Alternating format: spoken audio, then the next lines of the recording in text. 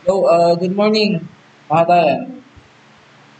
So in this video, let's proceed our discussion regarding the coverage of your semifinals exam on Friday.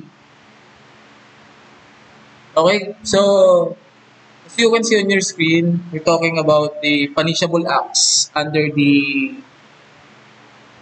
Cybercrime Act of the Philippines. So first is what we call the offense against the confidentiality, integrity, and availability of computer data and systems.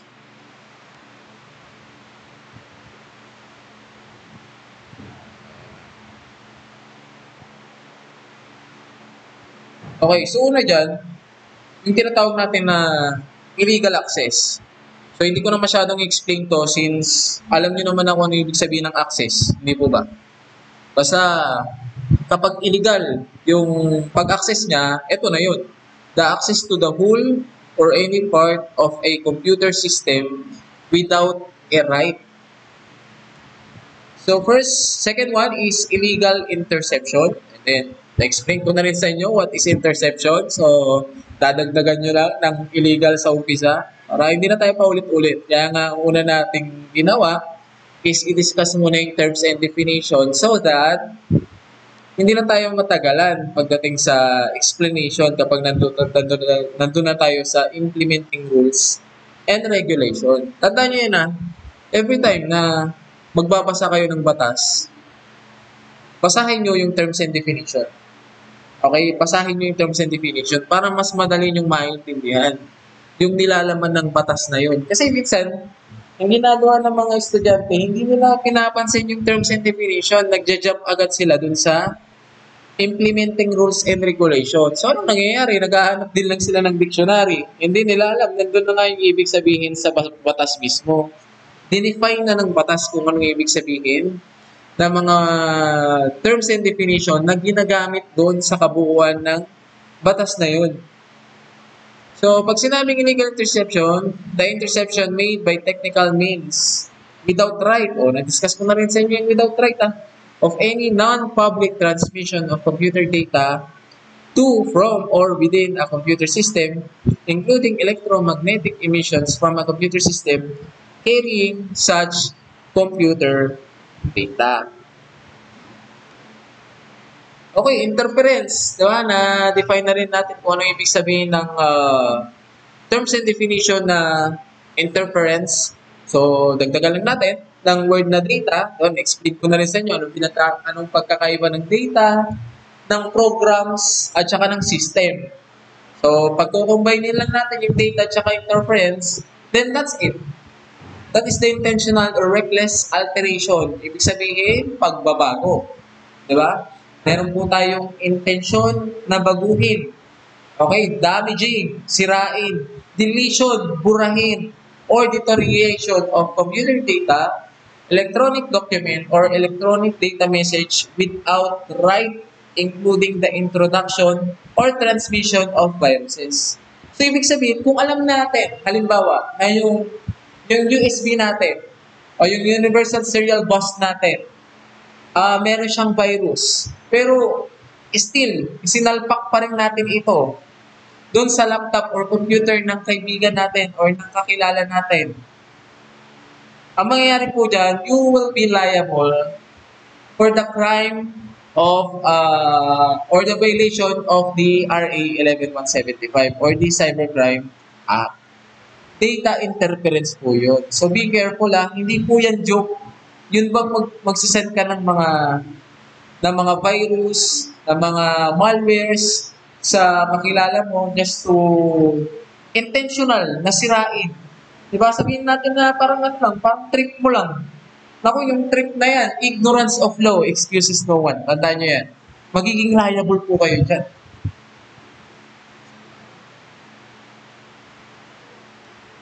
Okay, next. System interference. Kung kanina, we're talking about the data interference. Ito naman, system interference. Same lang. Same lang din ng definition. Okay, may pinagkaiba lang. Yung isa kasi, ang target is data. Yung data lang mismo, yung raw information. Pero ito mismo, system na mismo yung operating system na. Kumbaga, kapag ito ang tinarget, mapaparalisado na yung buong computer. Kasi nga, system ang nagpapagana sa computer. Diba? Operating system ang nagpapagana sa computer.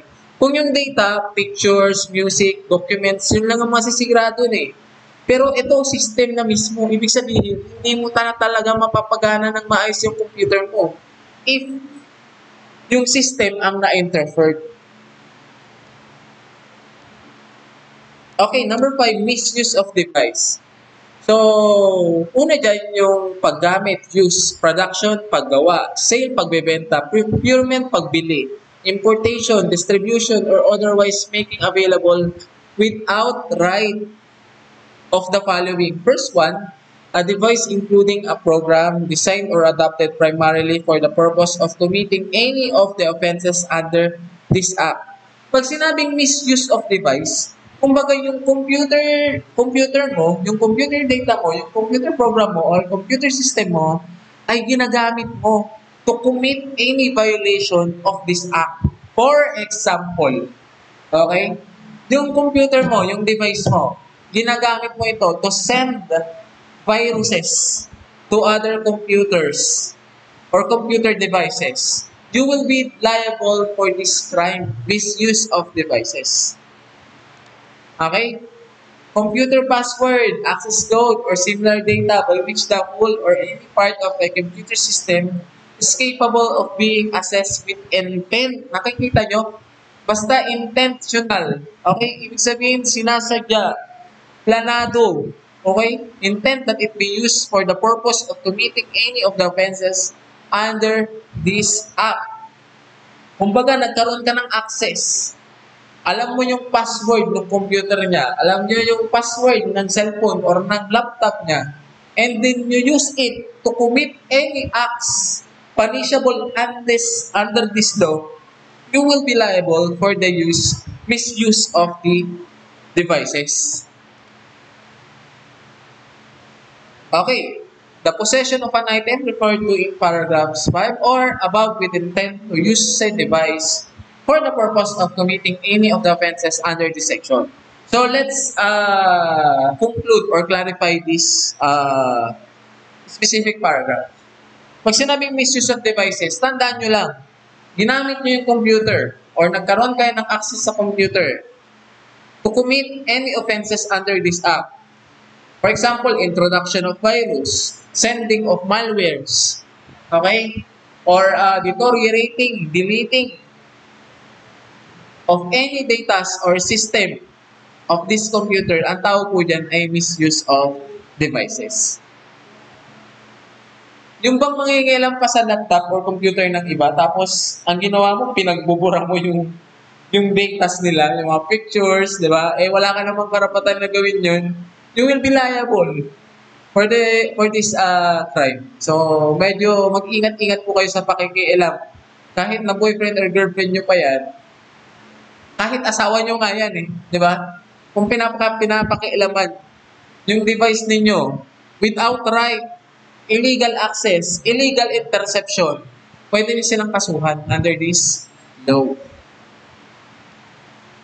Okay, cyber squatting. So, cyber squatting, that is the acquisition of domain name over the internet in bad faith to profit, mislead, destroy reputation, and deprive other from registering the same if such domain name. Okay, pag sinabi po natin cyber squatting, kumbaga kinukuha mo or ginagaya mo yung pangalan ng isang lehitimong website. Pag sinabing domain, website po yan. Halimbawa, ang ginawa mo, gumawa ka ng sarili mong website, www.facebook.com. Okay, legit pa yung facebook.com. Legitimate yan, tama? Pero ang ginawa mo, gumawa ka ng sarili mong website, www.facebook.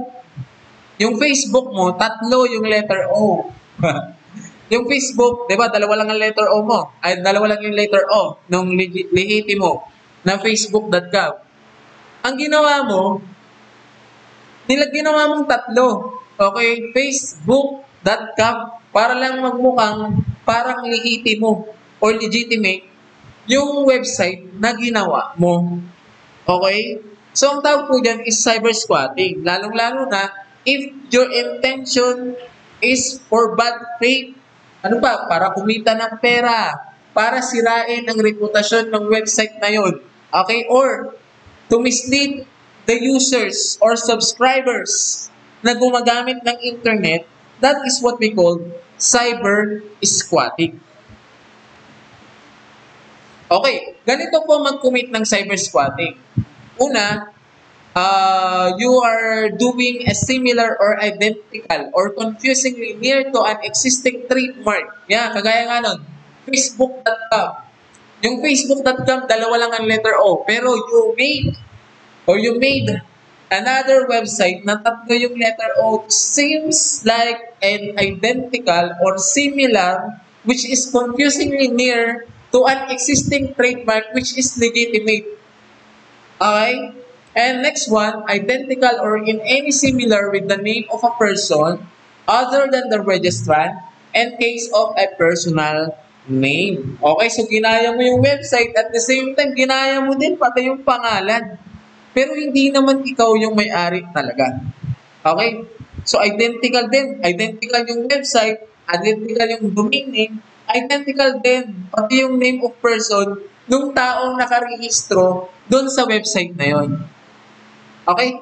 Acquired without right or with intellectual property interest in it. So, cyber squatting din ang tawag. Bukod dun sa paggaya ng domain name or website, yung pagkuha doon sa website or paggamit sa website na hindi mo pagmamayari, that is what we call cyber squatting din. You acquired it without right or without intellectual property. When we say intellectual property, yan po ay pagmamayari mo. Okay? That is your intellectual property. Halimbawa, gumawa ka ng sarili mong website, www.pogiako.com. Okay, that is your intellectual properties. Ayan. Wala ibang pwedeng gumamit niyan. Pag may ibang gumamit niyan, he or she will become punishable under this act. Okay. Wait lang ha. Ibukas ko lang yung bintana. Medyo may init eh. Wait lang.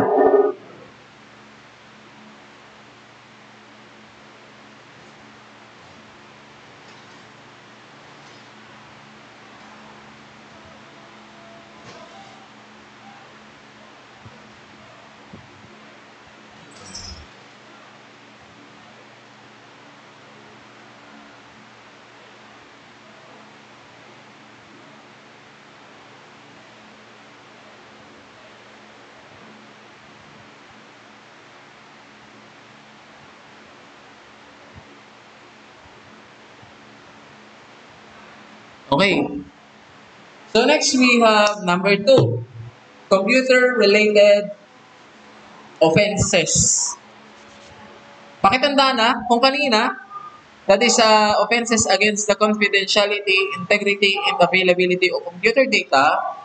Now we're talking about the computer-related offenses. So first one, we have computer-related forgery. Alam naman natin pag forgery, di ba? Nanggagaya ka. Okay, may binabago ka. Halimbawa, ginaya mo yung pirma ng ibang tao.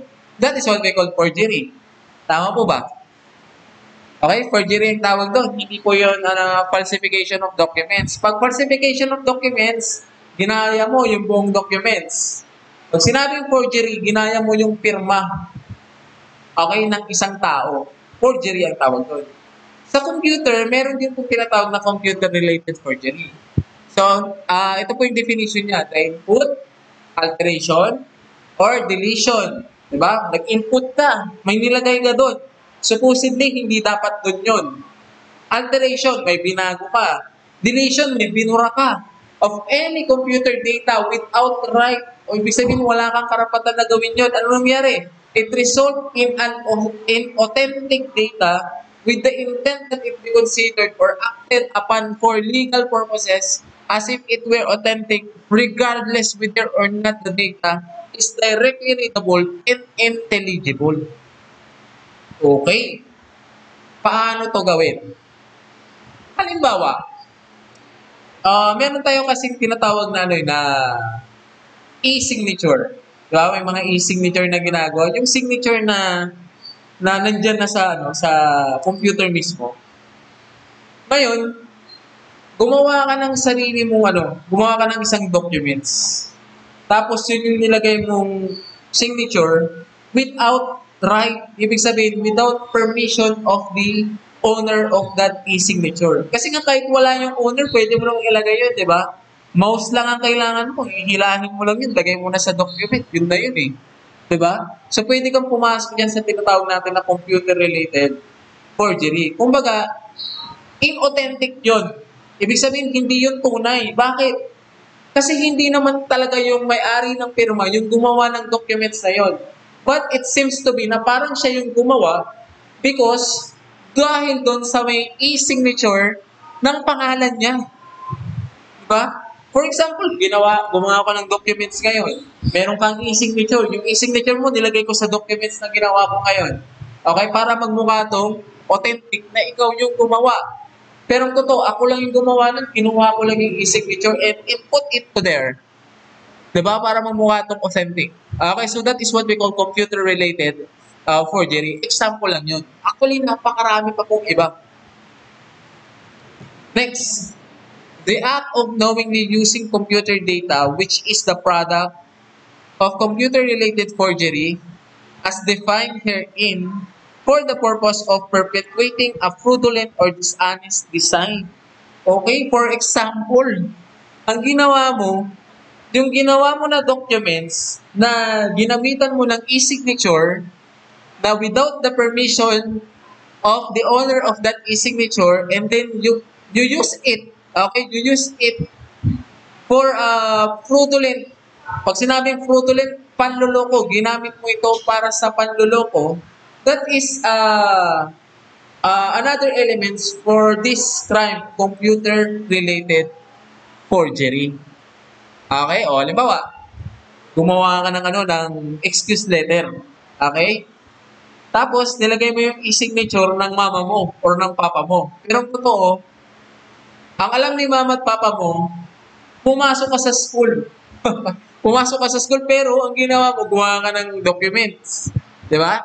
Nag-input ka sa Microsoft Word, ginamit mo yung e-signature ng mama mo, yung input there. Tapos, yung documents na yon, sinend mo as an email sa akin para lang pagmukain na binigyan ka ng permiso ng mama mo na umabsent ka kasi nga meron kang sakit, okay? Or meron kang nararamdaman. Diba? So, ginamit mo yung documents na yun para lokohin ako. Okay? You perpetuate a fraudulent or dishonest design. Pasok po yan sa computer-related forgery. Tapos, sa usapan. Diba? So, kaya be careful kapag pag gumagawa kayo ng mga excuse letter, tapos pinapakita nyo sa akin, may pirma pa ng mama or papa ninyo. Forgery na po yun. Magiging computer-related forgery yan pag sinend nyo sa akin by email. Okay? Computer-related fraud. Okay? Pag sinabing fraud, panloloko. Okay? So, the unauthorized input, alteration, or deletion of computer data or program or interference in the functioning of the computer system causing damage thereby with fraudulent intent. Okay? So, provided that if no damage has yet been caused, the penalty imposable shall be 1 degree lower. Halimbawa. Okay? Computer-related fraud. You make an authorized, para sa kanina. Paano ba yung kanina? Computer-related forgery.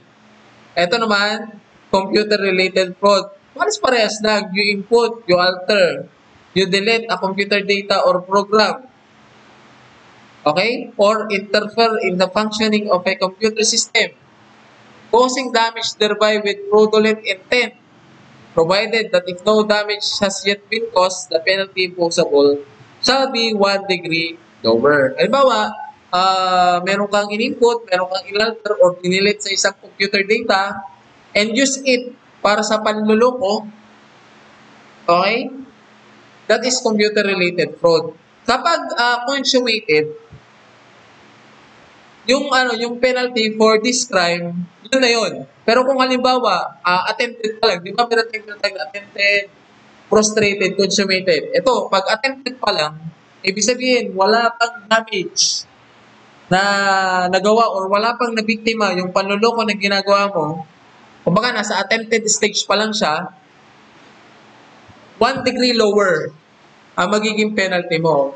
Okay? O linawan natin ha. For example, consummated, computer-related fraud, yung nangyari. Then the penalty for that crime is prison mayor. Okay, prison mayor. So, 1 degree lower sa prison mayor kung attempted lang po or attempted stage pa lang. So, from prison mayor, magiging prison correctional. Tama ba? Okay, so magiging prison correctional na lang. Next, computer-related identity theft. Ito yung mga laganap ngayon eh. Yung bang gagawa ng isang Facebook account, gagamit ng picture ng iba, pero ibang tao yung gumawa. Ilang beses na ako naging victim nito, sa totoo lang. Computer-related identity theft. Allow me to read first. The intentional acquisition, use, misuse, transfer, possession, alteration, or deletion of identifying information belonging to another. Ibig sabihin, pagmamay-ari ng ibang tao, litrato, pangalan, whether natural. Pag sinabing natural, individual. Okay, si Pedro, si Juan, si Diego. Okay, individual, natural yon. Pag sinabing juridical, kumpanya. Okay, halimbawa, buong ABS-CBN, buong GMA, buong Mitsubishi, buong Toyota, okay, buong San Miguel Beer, okay, ginamit mo yung kanilang pangalan, okay, ginamit mo yung pictures nila, okay, that is what we call computer-related identity theft. Provided, halimbawa, that if no damage has yet been caused, ang magiging penalty niyan is 1 degree lower also. Kagaya ng sinasabi ko kanina, for example, may gumamit ng picture mo. Pero ibang pangalan yung nakalagay. Pero picture mo yun nandun. Profile picture na, picture mo. Pero iba yung pangalan. Okay? That is what we call computer-related identity theft. Now, kapag wala pang damage, kumbaga wala pang nabibiktima yun, 1 degree lower. Pero kung halimbawa, ginamit nila yon para sa panloloko. Halimbawa, ginamit yung picture ni Nestle. Ginamit din yung pangalan ni Nestle. Kinat niya yung mama ni Nestle. Pasend ako ng 500 pesos. Pambili ko lang ng project dito sa school. Nagpadala ng 500 pesos. So ibig sabihin, meron ng damage. Okay? Pag meron ng damage, matik na yan. Okay? Consummated na yon. Okay? Consummated na yon. So, that is what we call computer-related identity theft. Pwede pang madagdagan yun, ha? Pwede pang madagdagan. Actually, computer-related identity theft, and then, kapag halimbawa, dun sa computer-related identity theft na yun, ginamit yung pangalan mo, ginamit yung picture mo, and then nakasulat doon, or nakapost doon sa Facebook account na yun, or whatsoever social media account, ay puro paninira laban sa'yo, pwede pa mong dagdagan yun ng cyber. Anong kaso? Cyber? Paninira sa ibang tao. That is cyber libel. Okay? Next. So, ito naman, content-related offenses. Ibig sabihin, yung ginagawang content. Okay? Ito, maraming nangyayaring ganitong kaso, lalong-lalo na yung mga vlogger na hindi alam yung provision ng batas na to, nakakapag-commit sila palagi ng content-related offenses. Okay? So, first one, we have cybersex. Okay? Cybersex, the willful engagement, maintenance, control, or operation directly or indirectly of any lascivious exhibitions of sexual organs or sexual activity with the aid of computer system for favor or consideration. So, ito yung yung mga hinuhuli sa mga cybersex din. na kung saan, doon sa, pag sinabing den, lugar yun eh. Di ba? Lugar. Okay? Isang kwarto, isang apartment, na kung saan doon sila gumagawa ng mga sexual activities. Kumbaga gumagawa sila ng mga sex videos. Tapos ibebenta nila online. Yan, pinagkakakitaan po nila yun eh. Minsan, live pa nga eh. Okay, live pa nga yung ginagawa eh. Tapos, binibenta yung website. Tapos, magbabayad lang yung mga gustong manood. Tapos, isi-send na yung link sa kanila. Then, mapapanood na nila ng live yung video na ginagawa nung nagsa-cybersex. Okay? It could be engaging a sexual activity. Yung talagang nagbebembangan sila. Tapos pinapakita. Or pwede din naman na nagsasarili. Diba? Exhibition of sexual organs. At kung ano-ano yung pinapasok doon sa sexual organs niya. Diba? Exhibition ang tawag doon. That is what we call cyber sex. Next, child pornography. Ito kadalasan nangyayari to dahil sa kahirapan. Actually. Minsan yung mga magulang pa mismo ng mga bata, yung mga nagiging suspect. What they are doing here is binibidyohan nila or pinipicturean muna nila yung mga anak nila o yung mga bata. Tapos sinesend nila to sa isang website na kung saan nandun din po yung mga pedophile. Alam niyo yung mga pedophile, yung mga foreigner na pedophile. Mga foreigner na matatanda na mahilig sa mga bata. Okay? Lalong-lalo na yung mga minor de edad po, yung kanilang mga gustong-gustong pinapanood. Ang tawag po doon ay child pornography. Okay? That is the unlawful or prohibited acts defined and punishable by Republic Act number 9775 or the Anti-Child Pornography Act of 2009.